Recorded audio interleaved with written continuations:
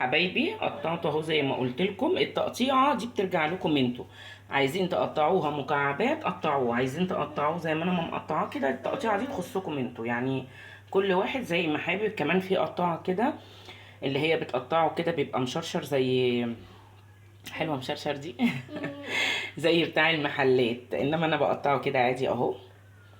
مامتي بتقطعه زي البطاطس المصلصه مكعبات مكعب، بس مش بيعجبني الصراحه. وقطعت البنجريه اهي بعد ما غسلتها برضو.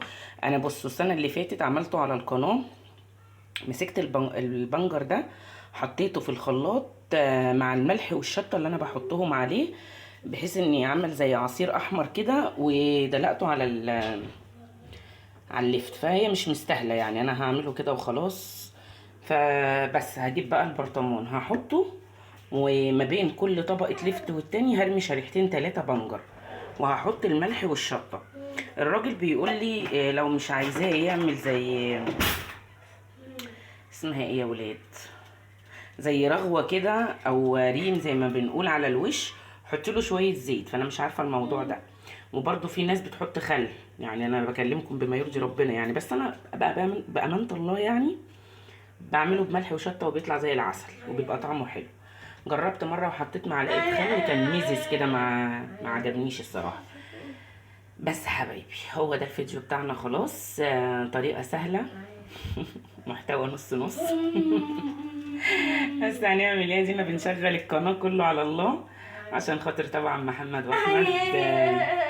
بدعي ان ربنا يرزقني برزقهم، ان اقدر ما اقطعش علاجهم ولا اقطع عنهم المركز ولا الكلام ده كله.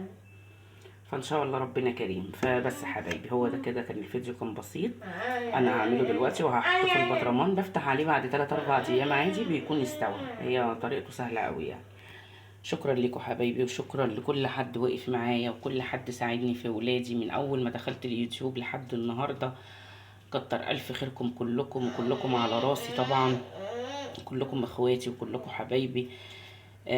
مش عايزه حد يكون زعلان مني، ولا حد يكون شايل مني في كلمه انا قلتها غصب عني، او يعني مش عارفه.